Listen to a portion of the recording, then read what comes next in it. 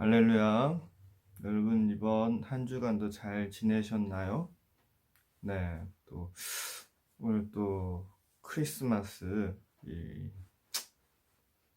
또 이렇게 열심히 준비했는데 여러분 다 잘 하실 거라고 믿고요. 계속 기도하고 있겠습니다. 한국은 벌써 눈도 오고 너무 많이 추워진 상태인데 대만은 어떨지 모르겠어요. 네, 날씨가 좋았으면 좋겠네요. 네. 왜 좋았으면 좋겠는지 전도사님도 또 아마 곧 있으면 만날 수 있을 것 같아서 좋았으면 좋겠어요. 네, 여러분 지난주 어느 교회 이야기를 들었는지 혹시 기억이 나나요? 네, 기억나는 친구들은 손을 들고 그 교회 이름을 말하면 돼요. 네, 그 교회 이름이 무엇일까요? 네, 정답이 나왔을 것 같은데요. 네, 정답을 맞힌 친구들에게는 다 달란트를 드리겠습니다. 정답은 고린도 교회입니다. 자, 지난주에 이어서 고린도 교회는 바울이 1년 6개월이나 머무르며 힘쓰며 가르친 곳이에요. 그러나 편을 나누고 서로 무슨 문제가 일어났죠? 서로 뭘 했죠? 서로 비슷하고 가까이 있는 답들은 다 달란트를 드릴 수 있습니다. 자, 서로 편을 나누고 무슨 문제가 일어났죠? 네, 답들을 했을 것 같은데 정답은 전도사님이 생각하는 정답은 다툼이에요. 그래서 뭐 싸움 뭐 그런 부분들은 다 정답으로 치겠습니다. 그래서 바울은 어떻게 했나요? 네, 바울은 어떻게 했지요? 네, 기억나는 친구들은 아무렇게나 말해도 돼요. 이 문제는 아무 말 대잔치로 하겠습니다. 네, 그래서 그들에게 편지를 보냈죠. 중요한 건 그 편지가 바로 이 고린도 전서예요. 바울의 편지를 받은 고린도 교회는 어떻게 되었을까요? 바울이 편지를 보냈지만 고린도 교회의 문제는 쉽게 사라지지 않았어요. 바울은 문제를 해결하기 위해 선교 일정을 바꾸어 고린도 교회를 방문했지만 여전히 문제는 해결되지 않았어요. 바울은 그들에게 눈물로 호소하는 편지를 보냈고 소식을 기다렸어요. 얼마 후 디도가 고린도 교회 성도들이 잘못을 깨닫고 뉘우치고 있다는 기쁜 소식을 가져왔어요. 바울은 이 기쁜 소식을 듣고 바로 고린도 교회 성도들에게 편지를 썼어요. 고린도 교회 성도들의 오해를 풀고 미처 해결하지 못한 것들을 해결하기 위해서였어요. 그 중에 하나는 예루살렘 교회를 위한 연보 문제였어요. 예루살렘에 큰 가뭄이 들어 교회와 성도들의 살림이 어려워지자 고린도 교회 성도들은 자발적으로 연보를 모으기 시작했어요. 이 소식을 전해 들은 마게도냐 지역의 교회들도 연보를 모으기 시작했지요. 빌립보, 데살로니가, 베레아 교회 등 이 연보를 모아 예루살렘 교회에 전달했어요. 사실 마게도냐 지역에 있는 교회들은 형편이 어려웠어요. 고린도후서 8장 2절에 보면 그들이 극심하게 가난했다는 것을 알 수 있죠. 뿐만 아니라 예수님을 믿는다는 이유로 핍박받았기 때문에 여러모로 남을 돕기 위해 쉬운 상황은 아니었어요. 그러나 그들은 풍성한 연보를 드렸어요. 액수가 얼마인지 알 수는 없지만 바울이 그 연보들을 그들이 자신을 드린 것이라고 표현한 것으로 모아 그들이 진심을 다해 마음을 모은 연보를 했다는 것을 알 수 있지요. 그러나 고린도 교회는 많은 갈등과 어려움을 겪으면서 예루살렘 교회를 위한 연보를 신경 쓰지 않게 되었어요. 바울은 그런 고린도 교회에게 마게도냐 지역 교회의 아름다운 모습을 전해 주었어요. 이 이야기를 들은 고린도 교회 성도들의 마음은 어땠을까요? 서로 다투며 해야 하겠다고 스스로 결정했을 때 순수한 마음이 떠오르지 않았을까요? 고린도 교회는 서로 편을 나누고 싸우고 바울의 사도권을 인정하지 않는 등 문제가 많아 보이는 교회였지만 처음의 마음은 어려운 교회의 형편을 돌아볼 줄 아는 예수님을 닮은 교회였어요. 바울은 그들에게 연보하는 일을 마무리하는 것이 교회의 유익이 된다고 했어요.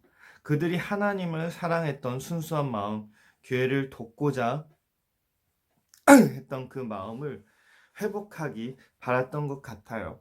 또한 바울은 기쁜 마음으로 자기의 형편에 맞게 바치며 하나님께서는 그것을 기쁘게 받으시며 하나님께서는 없는 것까지 바치는 것을 바라는 분이 아니라고 했어요. 하나님은 우리가 어떤 것을 얼만큼 드리느냐보다 우리의 마음을 중요하게 생각하고 그것을 받으시는 분이라는 것을 알 수 있기 때문이지요. 때론 오늘 이 고린도 교회 이야기를 들으면서 하나님은 우리에게 바라는 것은 마음으로 우러난 것 또한 우리가 진심으로 기쁨으로 할 수 있는 것을 이야기하고 있습니다. 그럼 또 얼마 후면 주님이 다시 재림한 이 날이 오게 되는데요. 여러분, 예수님이 이 땅에 오신 것은 정말 우리를 사랑했던 그 마음이기 때문입니다. 우리가 수많이 들었던 성탄절 설교들도 주님은 어디에서 태어났을까요? 마구간에서 태어나며 또한 목수의 아들로 자라왔습니다. 그러한 주님의 마음 또한 그 형편을 초월한 그 자리에서 태어나기를 원했던 그런 주님의 마음은 사실은 우리를 향한 그 끊임없는 사랑 때문이지요. 사실은 제가 전에도 말했다시피 예수님은요 하나님의 아들이기 때문에 온 세상을 그냥 말로 다스릴 수 있습니다. 그렇지만 우리에게 행동을 보여줬어요.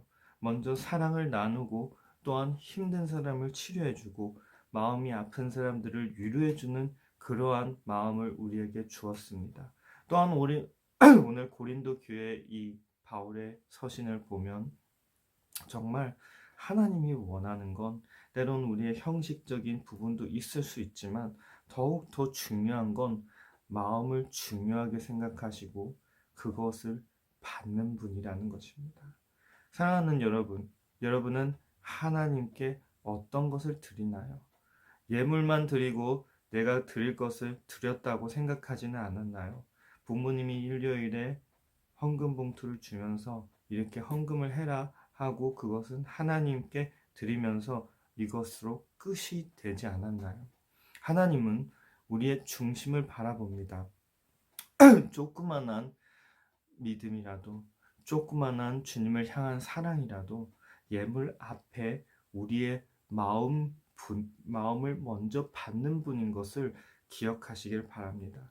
가장 먼저 이 주님이 곧 오실 날에 마음을 하나님께 드리고 또한 우리의 중심에 하나님을 세워놓고 또한 우리 삶 가운데서 우리의 왕이신 하나님이 우리의 왕이심을 인정하며 살아가길 바랍니다.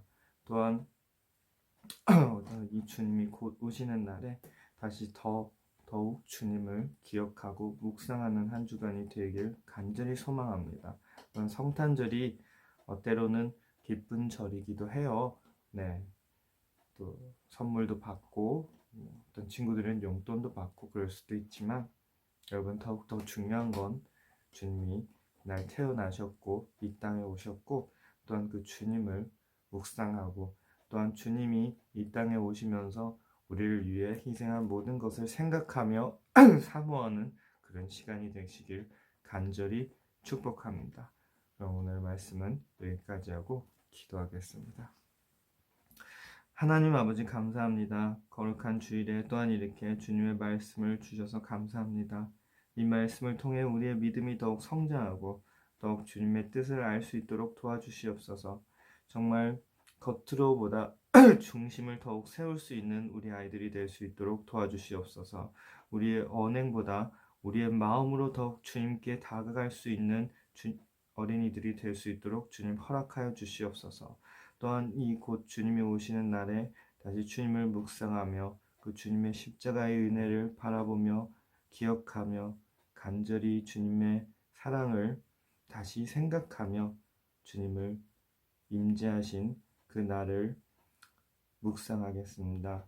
주님, 우리 삶 가운데 그 거룩하신 축복과 은혜가 끊임없이 있을 줄 믿습니다.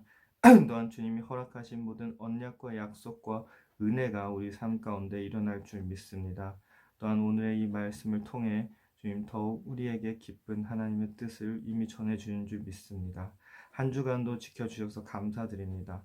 다음 한 주간도 건강한 몸으로 기쁜 마음으로 지켜주실 줄 믿으며 또한 우리 삶 가운데 지혜와 총명을 허락해 주실 줄 믿습니다. 모든 것을 주님께 의탁드리오며 우리 주 예수님 이름으로 기도드립니다. 아멘. 네, 이번 주도 수고하셨습니다. 한 주간도 승리하시고 다음 주에도 함께 예배를 드릴 수 있도록 기도하겠습니다. 그럼 오늘은 여기까지 마치겠습니다. 안녕.